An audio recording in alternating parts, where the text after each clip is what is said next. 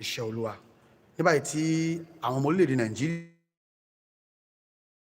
àwa ọmọ orílẹ̀-èdè Nàìjíríà, èyí náà ni ó mú wa takọ́ṣọ́ wá sí ọ̀dọ̀ bàbá. Nítorí ṣáájú àsìkò ni wọ́n ti sọ nípa ìran tí Ọlọ́run padà wá sí ìmúṣẹ wípé Aṣíwájú Bọ́lá Ahmed Tinubu ni àwọn rí o.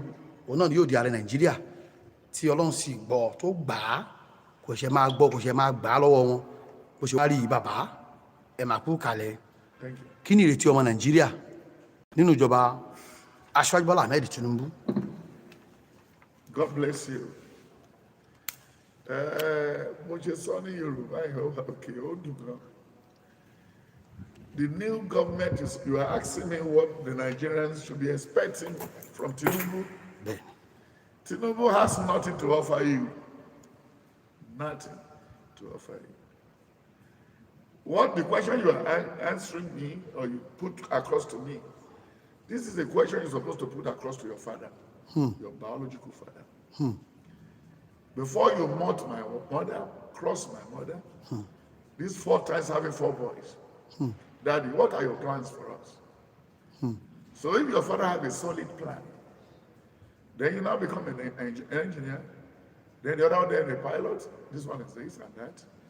Because when you look at the book of Exodus, Exodus 2, verse 6 to 10, I didn't think the mother of Moses did not know how to weave baskets. He won't have the knowledge of even putting the boy Moses inside the basket. What we needed from Tinubu is not much. This new dispensation, what we want from Tinubu is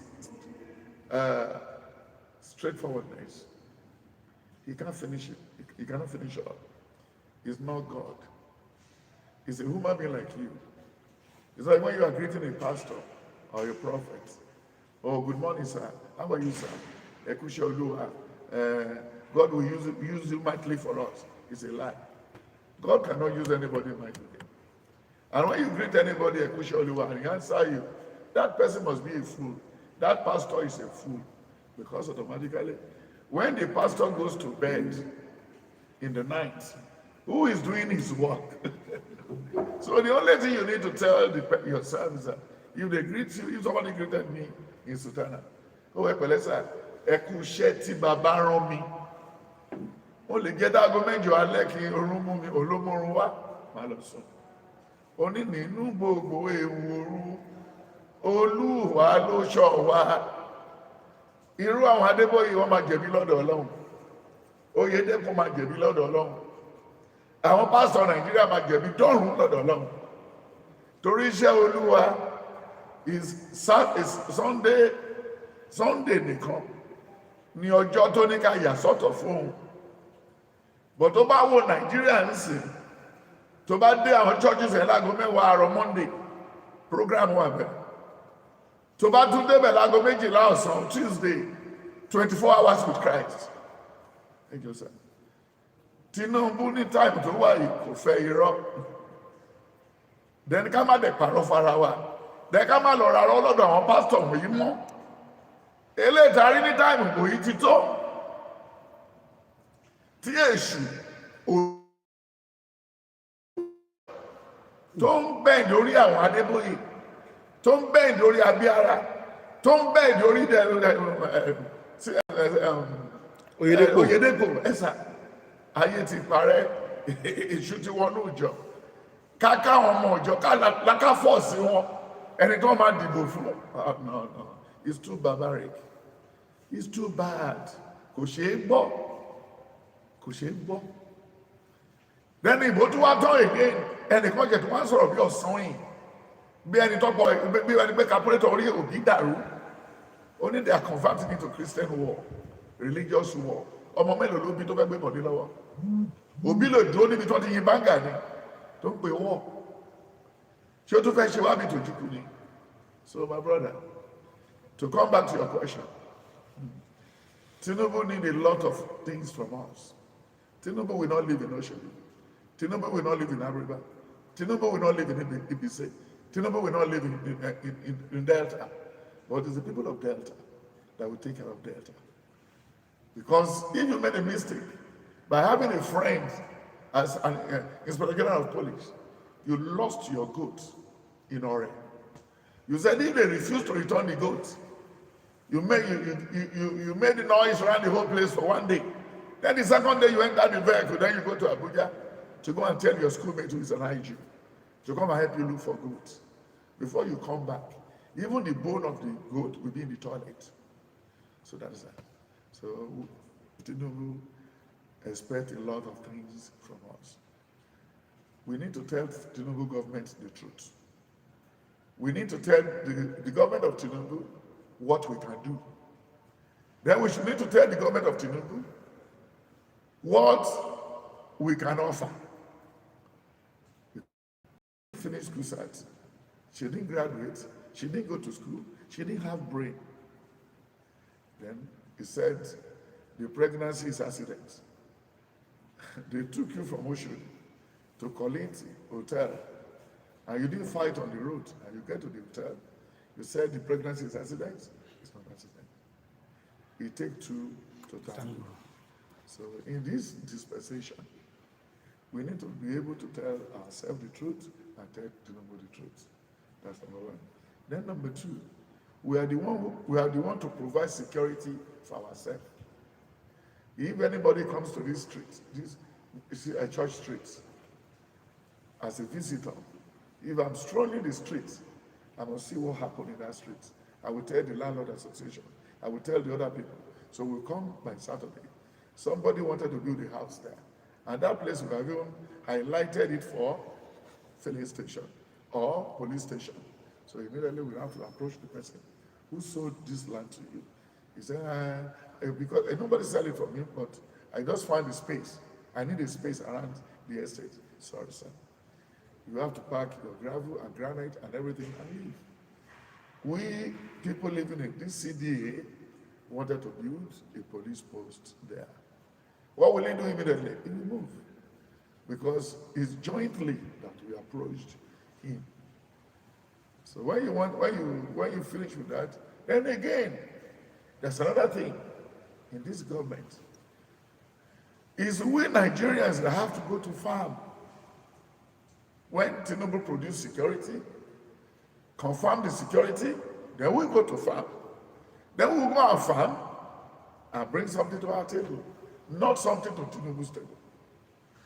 Oh, new government, I was just laughing. But I'm just laughing. Before you know now, the 8th year will complete. The way we escorted Buhari to Unamdi, escort him to Daura, we still escort Tinubu to Bodilam, or you want to go to his native land in Oyo. So we should make hail now, while the sun is about setting, a new dawn. So what he needs from us is love. We should love him as we love ourselves. We should tell him the truth as we tell truth to ourselves. Then we should try to be hardworking. Then we should tell him our own plan. Anywhere we need the government help, which is for you to use your security, your words, to go to the bank and borrow money and set up a company. So if you are paying the bank back, it's in Tinubu's regime. He will only tell the bank manager, bring down the interest. That's all. That's all. Then when you now bring down the interest, you go and borrow. Like in America, like in London, we have student loan. So that all these ones can be available. And we don't need to have a reckless or sex act. Everybody doing it could do anyhow this time around. Maybe, mo láti fẹ́ yàwó kan sí ìtàn rẹ̀ Tinubu yìí wọ́n ti ní ó máa da ìwọ ló máa tún gbé wàhálà ẹ̀ o. So if I'm in Tinubu's shoe, we could even allow everybody to write whatever they want and put it in the paper. But if we didn't allow him to do that, no, it's good. But Tinubu is a man like you. Like me, I believe Tinubu is a man like me. I have a wife, he has a wife. I have a children, and he has a children too. I live in a room, he lives in a room. He has a car, I have a car. So we are the same. So but before we confine a power on him, that was making him have edge over me. So we jointly voted for him. Go and represent us. We believe you can do this. Because two kings cannot occupy a palace at the same time. So Nigeria has many things to offer to Tinubu's regime. And if it's in Alausa, kill down the spirit of ghost worker. Then in Lagos State and everywhere, don't even go to mosque on Friday. Then try to return back to work. Don't go from there home. And then we should reduce going to Mecca in this regime. And we should remove, whether we cancel it. If you want to go to Mecca, go with your money. We should cancel going to Jerusalem too. Because these are waste pipe. What this is a waste pipe. You know, when you go to Jerusalem, the Christians there, they are too greedy. They are not open. Those that gave you the piloting of everywhere you saw John in Jerusalem. The Muslim there can dash you Bible and Quran or Tesbah. But the Christian in Jerusalem, they are as stingy as the church rat. And there's no amount of year you spend in Jerusalem as a foreigner. They won't give you their passport. Yes, they will not. So it's quite different from the Jerusalem that we have in the Bible. The Israel we have in the Bible. This one is one of the practical ones that suffered in the hand of Adolf Hitler. And anywhere they occupy in New York, everywhere, they move like bees. They don't see good in anybody. Israel, The Israel, the Jews, systematically. What are we going there to learn from them? So we should cancel all these things. Then all the whole leave and public holiday, we should look into it. Then we should cancel the House of Assembly and allow the Senate to remain. Because we have House of Assemblies in states. So that is okay. Then those money will go back to the coffer. Then to cut down the SSCs of the senators. They don't have two heads. That's number one. Then number two, they should employ, Tinubu should send for all the governors and the king. He should return power to the local government. So if for Odeda, Ayeromi local government, Odeya local government, they should bring out 1,000 or 400 youth from their area. So from these 400, they will remove part of them for state police, county police, market police, terrible training from the retired army general and police officer in that state. They should contract it to them. So for Tinubu should try and cancel any recruited army officer who did not hear, if they cannot speak Hausa, should not be posted to all those areas. We've wasted enough of life during the NYC, police, and everything. We could remember a time in Goodluck and Buhari's regime, about 400 police officers were ambushed. Why? Because they cannot speak the language. And those people who tell them to drive through the wrong area, they are in the trunk communicating. We wasted a lot of life. So that's to show to Tinubu that Nigeria is not one. If you employ me to the police, employ me to the soldier, you employ me to the Air Force, then you now tell me now that I'm posted to Kaduna, I'm posted to Zungu, Igbo land, and I cannot speak Igbo.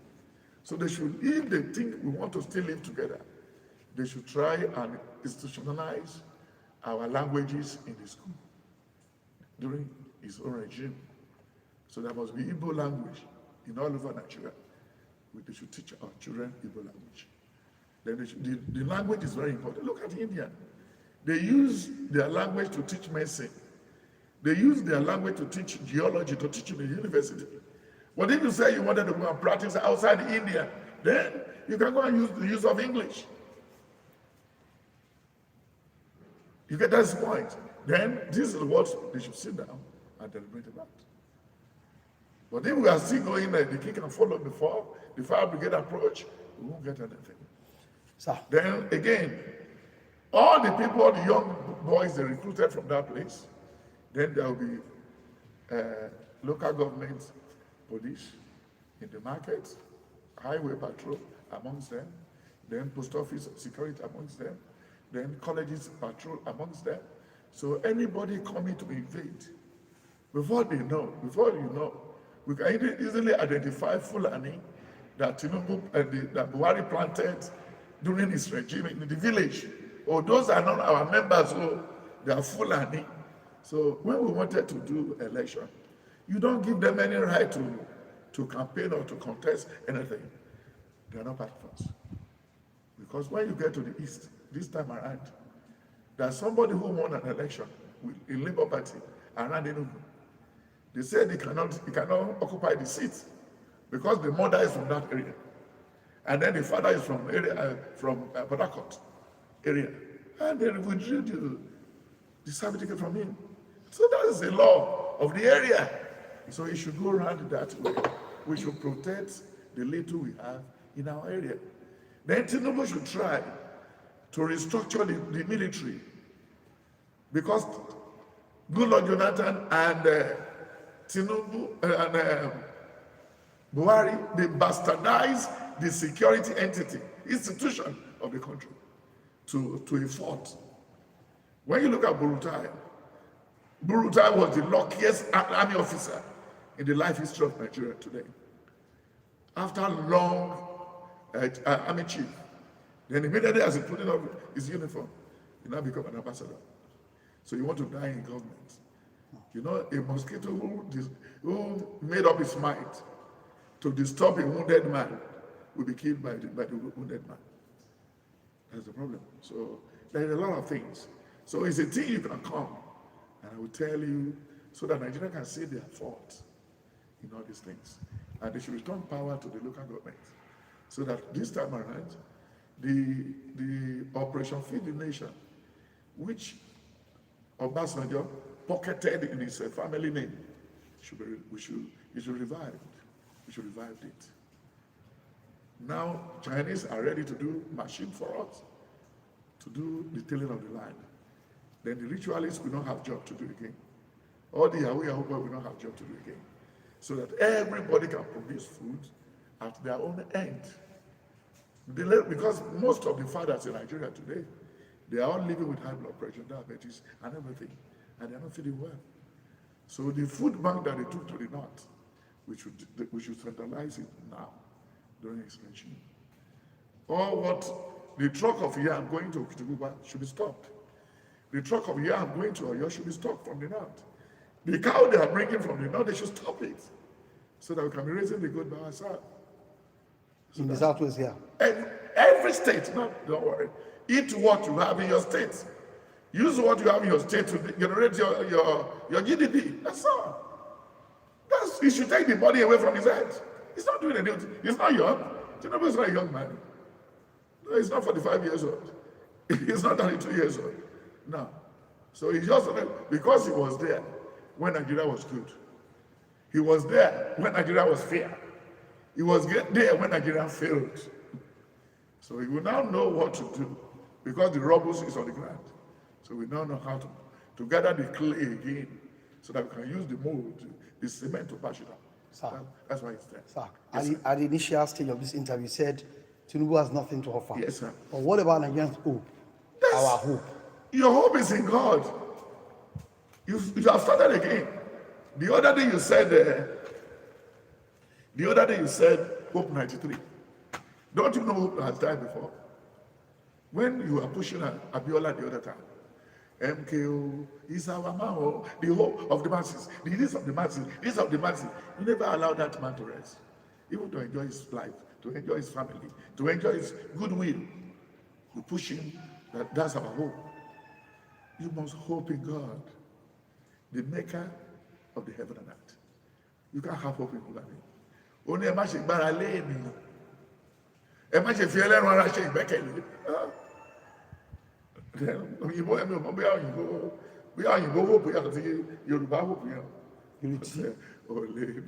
Then nǹkan tó bá lẹ́yìn yẹn. What we needed náà ni mo sọ yìí. Táwa bá ti láfẹ́ gáìdì area ọ̀dọ́ wa, oríkì la fẹ́, alá ní ìdìbọn, a ní the training, a ní kẹ́yìn train wa then a kó àwọn sójà tó ti retire àtàwọn tó retire lérí ọ̀dọ̀ wọn train wa ìyẹn kúrò mọ́ ẹ̀ òun ní kọ́kọ́ ló fẹ́ wá gáàdì kó Tinubu ò lọ́mọ tó fẹ́ ṣe sójà mọ́ náà Tinubu ò lọ́mọ tó fẹ́ ṣe ọlọ́pàá but ẹnu àgbà lóbi ti ń gbó lọ́rọ̀ Tinubu. bàbá ní ọjọ́ tí ó gba àkóso gangan Yes sir. tí wọ́n ṣe inauguration ẹ̀ Bẹ́ẹ̀ sir. níbẹ̀ náà ni aṣọ sọ pé subsidy is gone Yes sir. láàrin wákàtí méjì Yes sir.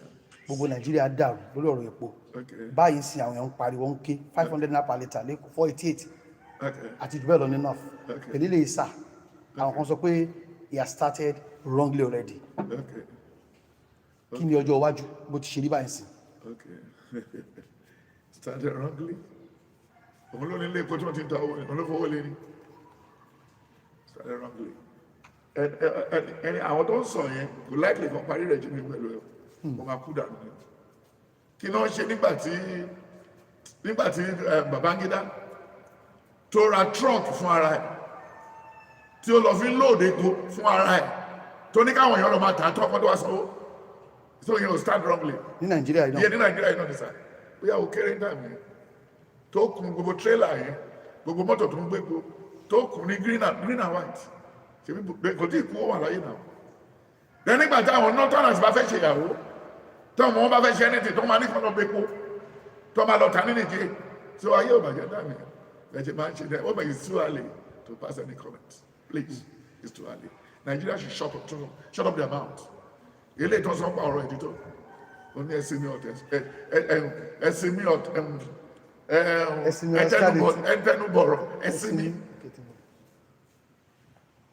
Ṣèbí bàbá tí wọ́n wà láyé àwọn tó ní kò sọ graduate ṣé bàbá tí wọ́n ò start wrongly tó bímọ mẹ́jọ tí wọ́n graduate ṣọ́rọ̀ ni wọ́n ṣá ṣe ara ẹni tó tún gbádùn Nàìjíríà ṣé ní káwọn tó gbádùn Nàìjíríà gbogbo Nàìjíríà ó lè èèyàn that is rose wọ́n lè farabalẹ̀ impatient ok kó wá lọ mọ́ wẹ̀ tó wà lákàntì ẹ̀ kókó fún Nàìjíríà èló ní sálárì ìdẹ̀rù pé fẹ́ sọ fún tó fẹ́ là ó ní sálárì yìí so téèyàn bá fẹ́ téèyàn bá rẹ́ǹtì lé tó kówó fún landlord tó lò máa tún lè ṣe kó wá gbà ní 3 months time tó kówó fún tún lè ṣe lọ́wọ́ tí landlord kú ṣe agreement wà pẹ̀lú wà tẹ́lẹ̀ èèyàn kan mọ́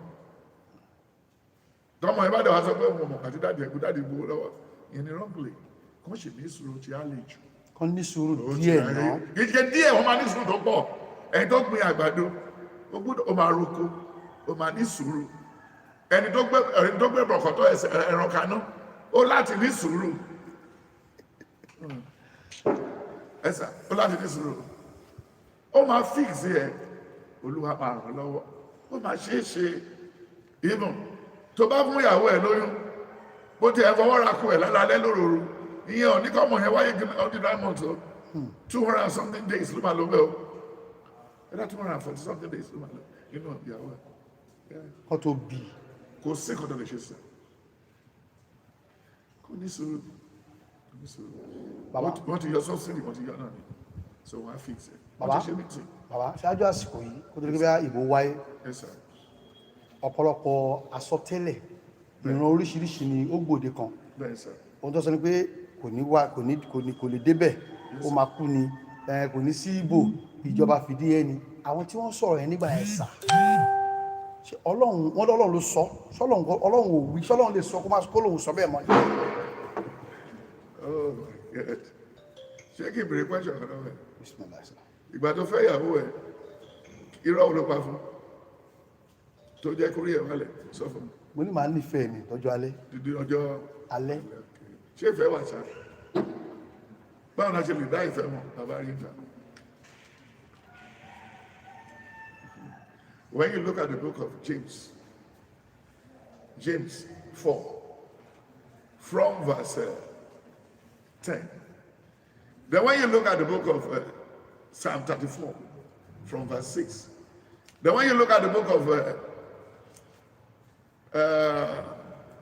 Deuteronomy 28, verse 15. Yes. From verse 13 and from verse 10. Bẹ̀rẹ̀ láti 6 to 10. Come on. Ṣùgbọ́n ó ń fúnni ní oore ọ̀fẹ́ sí i. Nítorí náà ni ó ṣe wípé Ọlọ́run kọ ojú ìjà sí àwọn agbéraga, ṣùgbọ́n ó fi oore ọ̀fẹ́ fún àwọn onírẹ̀lẹ̀ ọkàn. Nítorí náà ẹ tẹríba fún Ọlọ́run, ẹ kọ ojú ìjà sí èṣù, òun ó sì sá kúrò lọ́dọ̀ yín. Ẹ súnmọ́ Ọlọ́run, òun ó sì súnmọ́ yín. Ẹ wẹ ọwọ́ yín mọ́, ẹ̀yin ẹlẹ́ṣẹ̀, ẹ sì ṣe ọkàn yín mímọ́, ẹ̀yin oníyèméjì. Kí inú yín kí ó bàjẹ́, kí ẹ sì gbààwẹ̀, kí ẹ sì máa sọkún. Ẹ jẹ́ kí ẹ̀rín yín kí ó di àwẹ̀, àti ayọ̀ yín kí ó di ìkáàánú. Ẹ rẹ ara yín sílẹ̀ níwájú Olúwa, òun ó sì gbé yín ga. Ará, ẹ má ṣe sọ̀rọ̀ ibi sí ara yín. Ẹni tó bá sọ̀rọ̀ ibi sí arákùnrin rẹ̀, tí ó sì ń dá arákùnrin rẹ̀ lẹ́jọ́, ó ń sọ̀rọ̀ ibi sí òfin, ó sì ń dá òfin lẹ́jọ́. Ṣùgbọ́n bí ìwọ bá ń dá òfin lẹ́jọ́, ìwọ kì í ṣe olùṣe òfin, bí kò ṣe onídàájọ́. Olófin àti onídàájọ́ kan ṣoṣo níbẹ̀, ẹni tí ó lè gbàlà tí ó sì lè parun. Ṣùgbọ́n ta ni ìwọ tí ń dá ẹnìkejì rẹ lẹ́jọ́? Ẹ wá nísinsìnyí ẹ̀yin tí ń wí pé lónìí tàbí lọ́la àwa lọ sí ìlú báyìí, a ó sì ṣe ọdún kan níbẹ̀, a ó sì ṣòwò, a ó sì jèrè. Ní ìgbà tí ẹ kò mọ ohun tí yóò wù lọ́la, kí ni ẹ̀mí yín? Ìkúùkù sáà ní tí ó hàn ní ìgbà díẹ̀, lẹ́yìn náà a sì túká lọ. Èyí tí ẹ bá fi wípé bí Olúwa bá fẹ́, àwa ó wà láàyè. Ó ti parí. Ó sọ fún ìyàwó ẹ̀kọ́ wa nífẹ̀ẹ́ ìdókè. Tó bá bí first month tí ò lè bí tó kún kọ́ kìlọ̀ fẹ́ ṣe sí. Onífẹ́ lómi.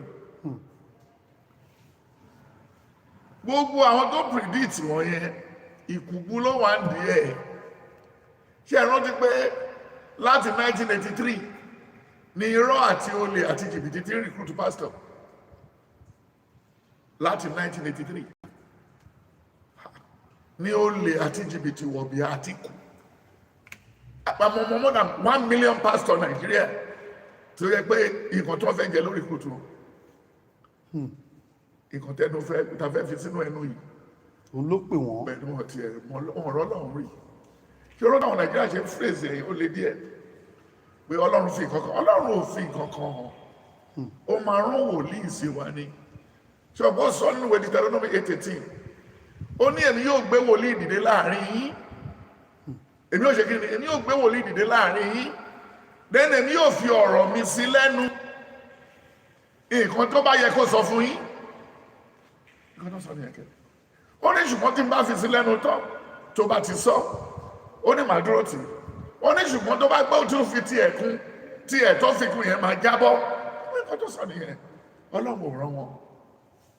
Ọlọ́run ò rán wọn. Ṣé bí ti Tinubu tó ta ṣe tán rèé 2015? Pé Tinubu lóró kó wa lọ sọ́dọ̀ Buhari. Ẹ̀mí tún sọ pé òun ló máa lọ gbà wá padà ń bẹ̀. By 2023. Àsọtẹ́lẹ̀ ti wà. Ó rè. Then ó dẹ̀ tún sọ fún David Mark pé gbogbo jìbìtì tó ń ṣe fún wa o pé ọmọ ẹ̀ máa kú. Ó rè. Àkọ́bí David Mark ti kú. At the age of 25 ló wà ní Fi gbogbo èjì ẹ̀ lẹ́kọ̀ọ̀kan ẹ̀ ó ti ṣe àtìlọ́tìlọ́. So then ti Tinubu òun tún sọ fún wa. Ó ní kí Tinubu o wọ́n máa tún ránṣẹ́ pé láti Abuja o, that you should bring the vice president. Please look for me any good vice president. Then Tinubu, he said it will be local government should create. You should create more local government in Lagos State. Then you will be given the opportunity to pick a vice president for Buhari, but don't take any vice president from Ogun State. It's going to be precarious. Yes, I don't take vice president from Oyo because the two states, they are greedy and they are power drunk. They may likely wanted to be president. I'll turn you down and make you to face row or trouble. This is it. tó padà ṣẹlẹ̀. Ó láti ṣe ní ọ̀rọ̀ Ọlọ́run ni. Mi ò fẹ́ fi gba salary. Then he said, Buhari is people's choice. Then Buhari will win the 2 elections. But it's people's choice and not God's choice. For Samuel 9, he said, do you want king? I will give you a king. Only Saul, Samuel, ìwọ kọ́ ni wọ́n kọ̀, èmi náà kọ̀. Lọ yan ọba fún wọn. Lọ ṣe kí ni? Lọ yan ọba fún wọn. Bọ́n nígbà tó bá yá wọn máa rí ìwà ọba yẹn. Nígbà tó rí tán bù wọn lọ́wọ́. Nígbà tó dẹ̀ ti bù wọn lọ́wọ́ tán kí náà lè ṣe. Kò sí kan náà lè ṣe. Then nígbà tí David nígbà tí Samuel fẹ́ máa lọ 1 Samuel 12. Can you read 1 Samuel 12 from verse 2 to 7 or 10?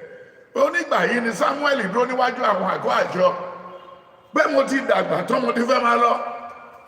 Ọba tẹ fẹ́ mo ti yàn fún yín ò lórí ìlọ́wájú yín yẹn.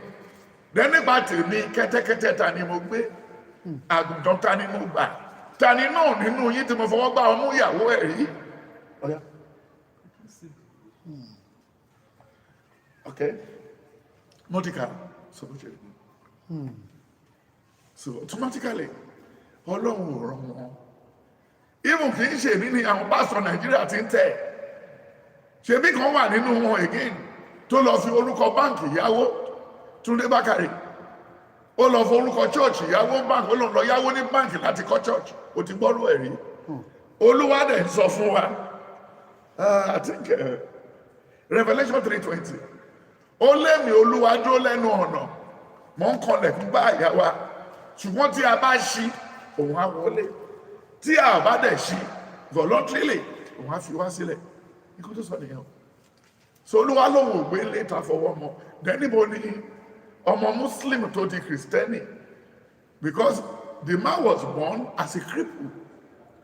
Túndé Bákàrè arọ ni láti ní kékeré láti inú ìyá ẹ̀.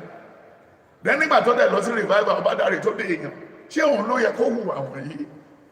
Òun ṣe real estate business ní Georgia. Òun tètè lé òun ra lé káàkiri. Not too bad, it's a good thing. But máa wá church yẹn ní Sunday. O lè ṣe business, Ọlọ́run ní kẹ́yìn ọmọ ṣe business. Mi ò bínú sí yẹn ti ṣe wàhálà. Even àwọn tó jókòó ranù, ibi ń pa wọ́n sí. Ibẹ̀ náà ti gbọ́ nìyàn ṣiṣẹ́ tó ti gbé rọ̀kàtì. Àwọn ló ń gbé èèyàn ṣẹ́ṣọ́ ń sìn. Àwọn ló ń rí èèyàn múnú church. Àwọn ló ń parọ́ pé àwọn sọ àwọn èèyàn kan mọ́lẹ̀. Eléyìí tí mo travel yẹn nìkan sọ pé Adébáyọ̀ sọ pé Mákọ̀sí sọ èèyàn mọ́lẹ̀, ó sọ Àṣàbí, ó sọ Kojó William, níbo làwọn bí sórí méjà yìí. Sọ èèyàn mọ́lẹ̀, ṣé pẹ̀lú àpẹ àbádà kí náà fi sọ èèyàn mọ́lẹ̀ àbí mo dé wọn mọ́ drum. Wọn nílé tó ń gbé ni wọ́n gbé church lọ́dọ̀ mi ni wọ́n jẹun lọ́dọ̀ mi ni, báwo lọ ṣe sọ mọ́lẹ̀? Wọ́n lówó lọ́wọ́ ni wọ́n ní láyé ni. Àìní láyé náà ló gbé wọn débi náà. Ó wá jẹ́ ó jẹ́ kìíní. Nígbà tí mo ń ta mọ́tò wọn níbi gbé ńlẹ̀ mi ni. I was a car dealer for 10 years. Wọ́n sọ èèyàn mọ́lẹ̀ ṣé àwọn olóòórùn yẹn. Kó sì kò tó jọ bẹ́ẹ̀. Olóòórùn ló sọ̀rọ̀ olóòórùn. Ṣé bẹ́ẹ̀ ẹni tó bá ṣàgbèrè rí àti ẹni tó bá mu gbórí ẹni tó mu sìgárì. Tó bá rẹ̀ ti ara wọn lọ́ máa ṣe. Wọ́n máa dára wọn mọ̀. Mi ò mọ bí tíṣẹ́ ẹ̀gbọ́n ti rí gbogbo àyè sọ òṣì tó ń sọ yẹn. Ìyẹn bò dẹ̀ kàn mí láti dá lọ. Wọ́n sọ èèyàn mọ́lẹ̀. Ìwọ tó wá kọ̀yàn sínú mọ́tò tó ń tẹ kókó wọn lọ sẹ́pìn mi lórí òkè ta ní wèrè. Ṣé ayé tẹ́yàn ṣe lọ sórí òkè lélẹ̀? Àbí kò sí kan tó fẹ́ ọ̀fà? That's the problem. So automatically to come to your question and everything. Gbogbo vision tó ń give yẹn ìkùbú pátápátá ni. Ìkùbú pátápátá.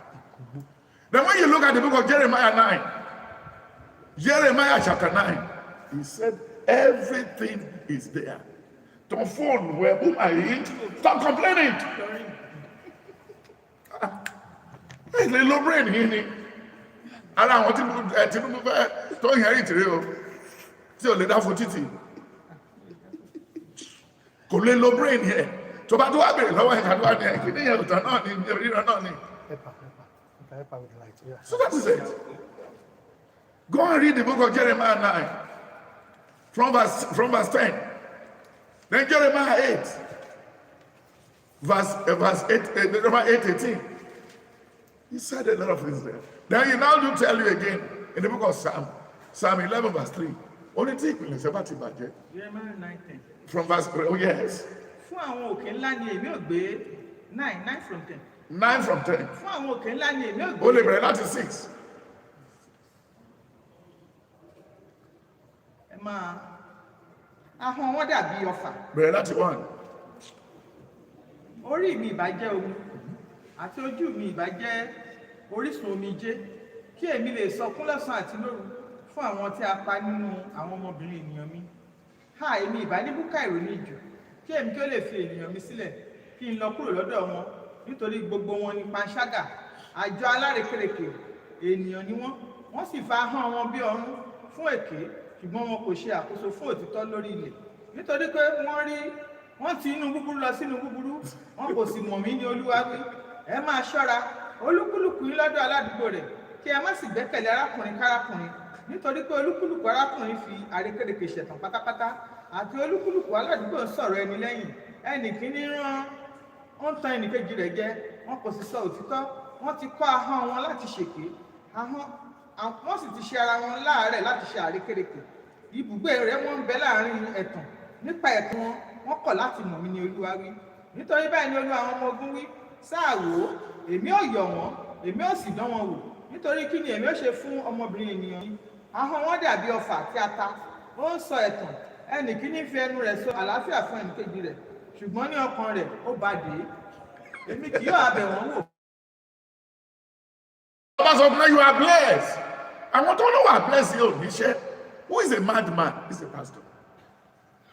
What who redeemed Muslim 10, 20 years ago? One of those people who are looking for husbands should come out. Now virtually half of people redeem or lock them out. I want to lock on they redeem. Program church they don't get for come out. So automatically, I can't tell you more than. Then wọ́n tó pe altar call mọ́, o tún rí altar call no, ìyẹn náà fi ń ṣe advertisement in time yẹn wọn ò pè mọ́, ẹ sà ṣe I need the church ṣá. Ọlọ́run kọ́ ló dá àdúrà. Nínú kan tọ́lọ́run dá ní page 1 Genesis, ó ní lẹ́yìn tó parí iṣẹ́ kò fàdúrà kan sà, ó ní ẹ lọ máa gbá yìn lórí ilẹ̀ tó ti ń dáko, wàá bá gọ́ọ̀lù lábẹ́, wàá bá diamond lábẹ́, wàá bá bitumen lábẹ́, wàá bá everything lábẹ́, so automatically ìrètí ẹni. And when you look at the book of Genesis 4 and 5, only when God was 430 years, he begat a wife. 400 and what? 30 years. Yeah, I will call Olobere. Taloko, name did you? Then we'll go to the FMI. Then, and your mellow lotif and here go le koto amuko. That will be 32. I said, why are you going to care on you more? Okay, let me settle down. Then you know, I said, what the pastor? Adébóyè kì í ṣe mo sit lórí lọ gbogbo Èkó á pàdé nínú àwọn àlè àtàwọn girlfriend yẹn èmi nìkan ní olè pàdé then àwọn ilé pastor àwọn Ṣẹ́gun pastor àwọn Kúmúyì pastor àwọn Abíára pastor Bákàrè tó lóun máa jẹ number 16 president tó lọ sí primary tó dé pẹ̀lú ìbò ẹyọ kan àwọn ìpè ó kù díẹ̀ káàtó sá a ní problem máka lọ sísàlẹ̀ ṣé àwọn pásítọ̀ náà lè ẹ̀sà ó fẹ́ sun Nàìjíríà náà ó ṣe ń balẹ̀. Fún àwọn òkè ńlá ni èmi ò gbé ẹkún àti ohùn réré sókè àti ẹkún ìrora lórí pápá oko aginjù wọn ni, nítorí wọ́n jóná ẹnìkan kò lè kọjá níbẹ̀, bẹ́ẹ̀ ni a kò gbọ́ ohùn ẹran ọ̀sìn, láti ẹyẹ ojú ọ̀run títí dé ẹranko ti sá kúrò wọ́n ti lọ. Èmi ò sọ Jerusalem di òkìtì àlàpà àti ihò àwọn ìkookò, èmi ò sì sọ ìlú Júdà di ahoro láì ní olùgbé. Ta ni ènìyàn náà tí ó gbọ́n tí ó mòye yìí, àti ta ni ẹni tí ẹnu Olúwa ti sọ fún kí ó bá lè kéde pẹ̀rẹ̀ pé kí ni ó ṣe tí ilẹ̀ fi ṣègbé tí ó sì sún jóná bí aginjù tí ẹnìkan kò kọjá níbẹ̀. Olúwa sì wí pé nítorí wọ́n ti kọ òfin mi sílẹ̀ tí mo gbé kalẹ̀ níwájú wọn, tí wọn kò sì gba ohùn mi gbọ́, bẹ́ẹ̀ ni wọn kò sì rìn nínú rẹ̀, ṣùgbọ́n wọ́n ti rìn nípa gidi ọkàn wọn àti nípasẹ̀ Báálímù tí àwọn bàbá wọn kọ́ wọn. Nítorí náà báyìí ni Olúwa àwọn ọmọ ogun Ọlọ́run Ísírẹ́lì wí, sáà wò àwọn ènìyàn yìí yapa, àwọn ènìyàn yìí wọ́n wá dá gbogbo ẹ̀ kélekèle káàkiri. Àwọn ènìyàn yìí pàápàá ni èmi ò fi wàhálà bọ́, èmi ò sì mú wọn mu omi òróró, èmi ò sì tú wọn ká nínú àwọn kèfèrí tí àwọn tìkára wọn àti bàbá wọn kò mọ̀ rí, èmi ò sì rán idà sí wọn títí èmi ò fi rán. Báyìí ni Olúwa àwọn ọmọ ogun wí, ẹ kíyèsí kí ẹ sì pé àwọn obìnrin tí ń ṣọ̀fọ̀ kí wọ́n wá. Hallelujah. Hallelujah. It's enough. You see the whole thing? So how can God cannot make mistake, according to your question? When you look at the book of Deuteronomy 29, he said the hidden thing in life belongs to God. The hidden things. Ọlọ́run ló ní ikọ̀, ohun tí ìkọ̀kọ̀, Ọlọ́run ló ní. Then Amos 3 from 4 to 10. Olódùwà lòun ò ní ṣe ohunkóhun nínú ayé yìí láì fi hàn wòlíì tiẹ̀. Then when you look at 1 Samuel 8, 1 Samuel 9, 1 Samuel 10, only the camel that got missing. How do we retrieve it? Then the man now said, I knew of a prophet. I knew of a prophet. I know one prophet. But he normally comes to city once in a year. He said, but my prophet, when we get there, what are we going to dash the prophet? Only because all the food is almost finished. Then getting to the place, what happened? He now said, when they now met the man of God, what happened? The man of God said, Saul, the son of Kish. Saul, the son of what? Son of Kish. He now said, the camel that got missing 3 days ago has been found. Has been what? Has been found. That's what he said. When you rest assured, but God has revealed another thing about you that you yourself did not know. Then when they got to the upper room, they revealed it to him that Saul, you are going to be the next king. He never contested for that position. But God he looked for one of the worst human beings to come and what? To come and face them, to go and do the job. Then getting there now, later they were complaining. They were what? They were complaining about what? About the ruling of Saul. In the book of 1 Samuel 14, 15, and 16. Then later, what the prophet revealed came to pass. A prophet is a person that is different. The behavior of a prophet is what? Is different. Then when you look at it, and the camel through, found the camel. So, but for Nigeria, no, everybody wants to be prophet. Even in Celestial Fold, in Tinubu, everybody wants to sew for corner. Because they believe that is an office where they can make money, where they can titrate people. That's the problem. That's where they can titrate people. Now I just came back now from Europe and American tour. I traveled to 13 states in America. Then back and forth, I went to Dublin, from Dublin to London, London to America. Then I left America again back to London. Then I left London again back to America. What? Because there was a woman that the daughter put to bed.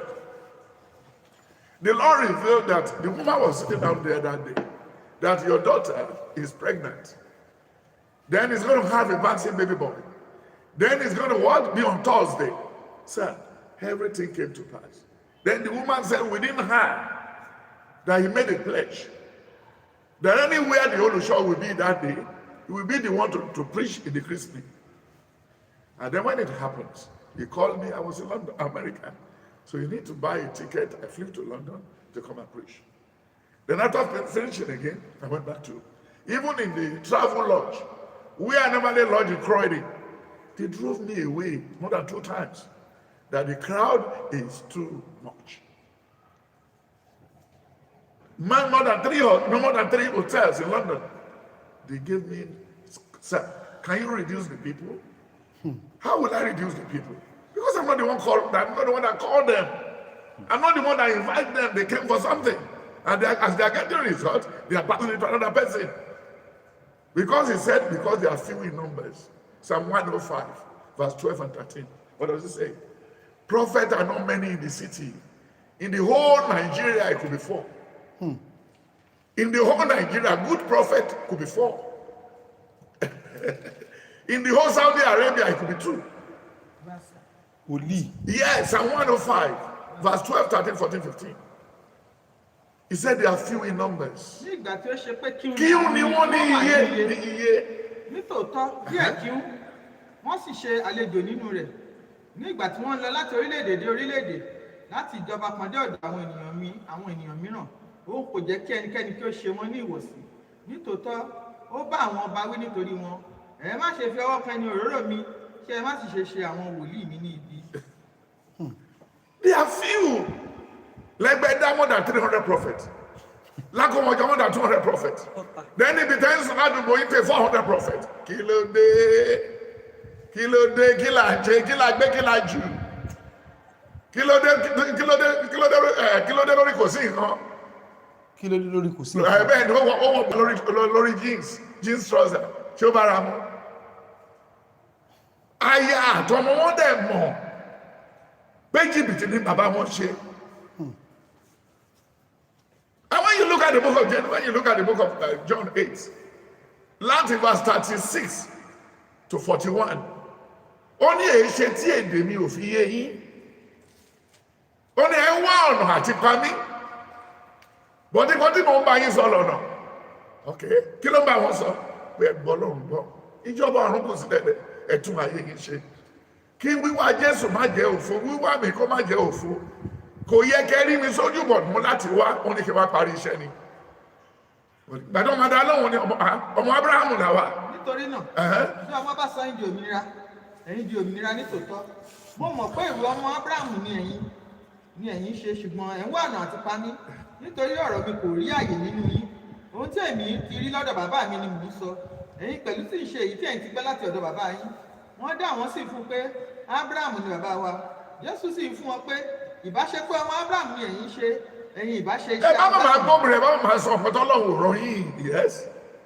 ṣùgbọ́n nísinsìnyí ẹ̀yin wá ọ̀nà àti pa mí ẹni tí ó sọ òtítọ́ fún yín èyí tí mo ti gbọ́ lọ́dọ̀ Ọlọ́run Abrahamu kọ́ ni èyí ẹ̀yin ṣe iṣẹ́ bàbá yín ní ìgbà náà ni wọ́n fún un pé a kò bí wa nípa panṣágà ní bàbá kan èyí ni Ọlọ́run a kò bí wa nípa panṣágà ní bàbá kan èyí ni Ọlọ́run Jésù sì fún wọn pé ìbáṣepọ̀ Ọlọ́run ni bàbá yín ẹ̀yin ìbá fẹ́ràn mi nítorí tí èmi ti ọ̀dọ̀ Ọlọ́run jáde wá mo sì wá bẹ́ẹ̀ ni èmi kò sì wá fún ara mi ṣùgbọ́n òun ni ó rán mi èyí ti ṣe tí èdè mi kò fi yé yín nítorí ẹ kò lè gbọ́ ọ̀rọ̀ mi ni tí èṣù bàbá yín ni ẹ̀yin ṣe ìfẹ́kúfà bàbá yín ni ẹ̀yin sì ń fẹ́ ṣe apànìyàn ni òun ṣe láti àtètèkọ́ṣe kò sì dúró ní òtítọ́ nítorí tí kò sí òtítọ́ nínú rẹ̀ ní ìgbà tó bá ń ṣèké nínú ohun tirẹ̀ ni ó ń sọ nítorí èké ni àti bàbá èké.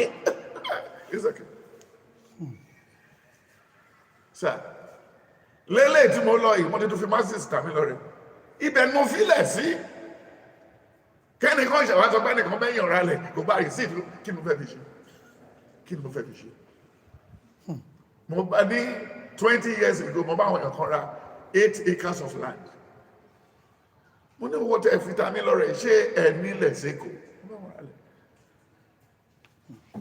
ẹ ti wá síbi ìsìn àti tó bí ẹ̀mẹ́ta kí lẹ rí náà gbà yìí tó jọ mọ́ ẹni tó ń travel pé tí mo tó flash mọ́tò tuntun tá dá ṣọ́ọ̀bù ṣe ẹrun ti pé kọ̀ńténà tó gbé wa wá látọ̀run gbogbo wa láwọ kọ̀ńténà yẹn ní inú ìyá ẹ̀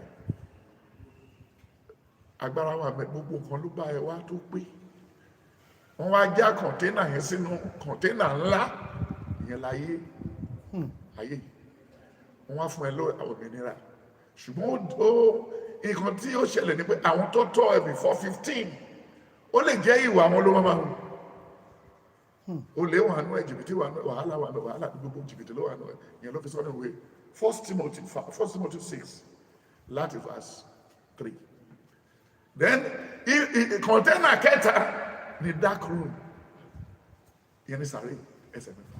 a máa parí ẹ̀ sí. ẹ̀sà ìwọ kọ́ ló máa gbéra ẹ̀ síbẹ̀ ìwọ kọ́ ló gbéra ẹ̀ jáde níta kọ́kọ́ ìwọ náà kọ́ ló máa gbéra ẹ̀ jáde ní ti kejì ìwọ kọ́ ló máa gbéra ẹ̀ jáde ní kẹtẹ ṣé àwọn Adébóyè fún àwọn Abíára ṣé wọ́n ro eléyìí tí lékún fún owó tí lékún fún ọ̀nà ìdílé wọn mélòó ló wà ní owó tó wà ní ẹ̀yìn rí ẹ jẹ nǹkan ní nǹkan títí ẹ tún yọ gẹ̀ ẹ ra jẹ́ẹ̀tì ẹ ra Marco Polo ẹ ra restaurant ẹ ra gbogbo ẹ bá kúra kó sí yín mọ́. That's the problem we are facing in the country. Ogun ti church ju ti government lọ. Bàbá bó ṣe wá rí sá a nígbà wọ pé àṣìṣe ọkọ wà tó pè ní can. Ṣé wàá máa lọ lè can kí náà kó sí can kí ni tó mọ can ṣe bí can náà ni oríṣiríṣi tó fi bá Goodluck gbé owó lọ sí South Africa. Is it not can president? Mo lọ can rí nígbà tó gbé girlfriend àwọn pásítọ̀ oríṣiríṣi gbé wọ́n àtọ̀gá akọrin wọn àtàwọn tó ń sing special number ní church wọn táwọn èèyàn máa dó sórí ọmọ bàtà gbéga bàbá gogoro tó máa ń fẹ́ kí èèyàn síta ẹ̀ ìyẹn náà máa gbé wá sí meeting gbàdí mo lè rí bá pastor how are you who is the is a coin time at church nígbà tí mo tó wà ní Rotary mo tọdún méje Rotary Club ní ìdí Àràbà nígbà tó dẹ̀ tó yá tí mo tó rí pé mo ṣe ń ta mọ́tò àṣà ń dáwó 10,000 5,000 20,000 every Tuesdays but mo tó rí pé ibi ìmàdùn àwọn tó ń gba bí lọ́wọ́ mọ̀ kò má síjọba àrùn bí ọmọ ọlọ́mọ ni bọ́ọ̀ mo ti lọ́ọ́ tèmi mi ò ń pẹ́ ní lórí igi tí ò lè so mi ò lọ́ọ̀rẹ́ rí sa ó bí dandan káwọn èèyàn sọ̀rọ̀ burúkú sí mi torí mi kò sẹ́ńtì mọ́ mi ò fara pẹ́ anybody so automatically ìgbà tẹ́yàn mọ nǹkan tí mo ń ṣe inú yàrá mi ó lè mọ nǹkan tó fẹ́ sọ láti píìkì kankan sọ ní kí lè ráyè dá ẹ lóhùn gbogbo wòlíì tó di mẹ́ta kọ́ọ̀bọ̀ káàkiri àgbáyé yìí even wòlíì CAC ó tún lọ́mù give prophecy ó ti gbọ́rú ẹ̀rí ni ó gbọ́ lẹ́nu Adébóyè Ọbádáre ó gbọ́ lọ́rùn Abíára ó kò àwọn wọ̀nyí náà ẹnu ọjọ́ mẹ́ta inú ní gbogbo ẹbẹ̀ rẹ̀ bọ́ndẹ̀ ṣe sọ́nà náà lulẹ̀ mo ṣe sọ́nà náà lulẹ̀ mo ṣe sọ́nà náà lulẹ̀ gbogbo blọọgì ti kú ó ní we are going to know men from boys election yẹn ló wá separate men from the boys àwọn tó lulẹ̀ wọ̀nyẹn boy ni wọ́n àwọn boys gidi àwọn jùgùnú ìmí ló máa forí lé babaláwo ìmí ló máa padà sí fa ìmí wà gbádá tó mi gùdù mo rántí ọjọ́ kan God will bless Father Mbaka. He made a prophecy that was very wrong. Immediately I sent message to him. Yeah, and, yes, and he accomplished.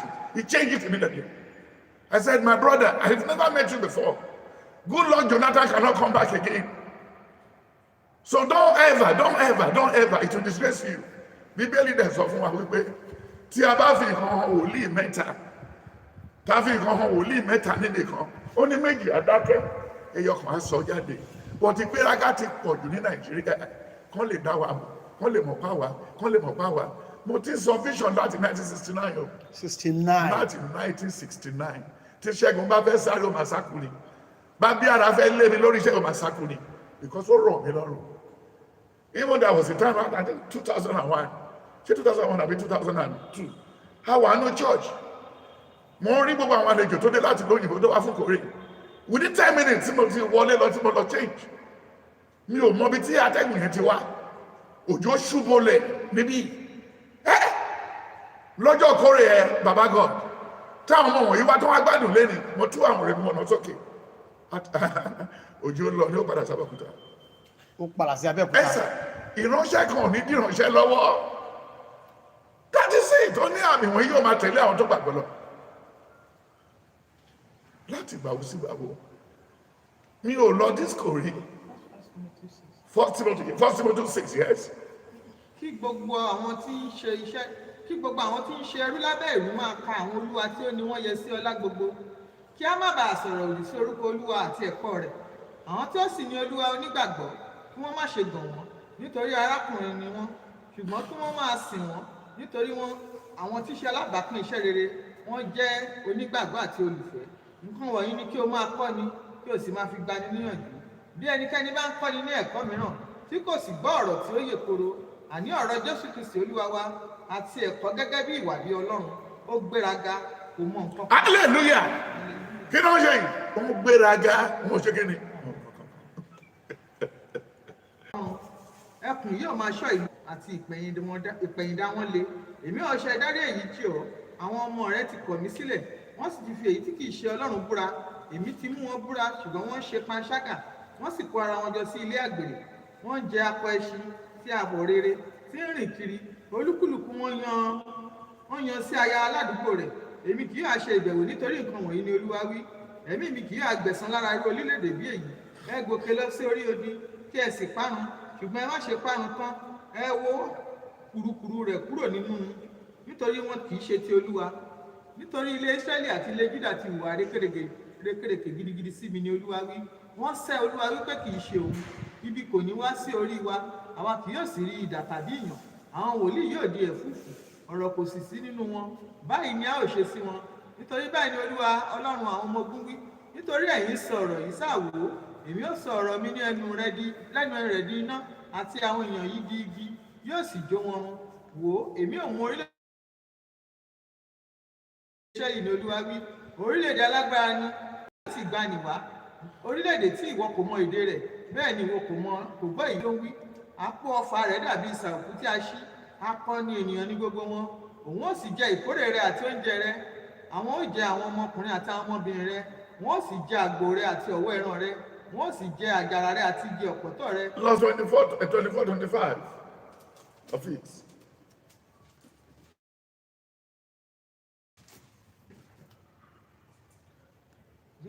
No. Yeah, from verse 15. Yeah, from 15. Wọ́n ní láàrin àwọn èèyàn wọ̀nyí, àwọn èèyàn ìkà ti wà.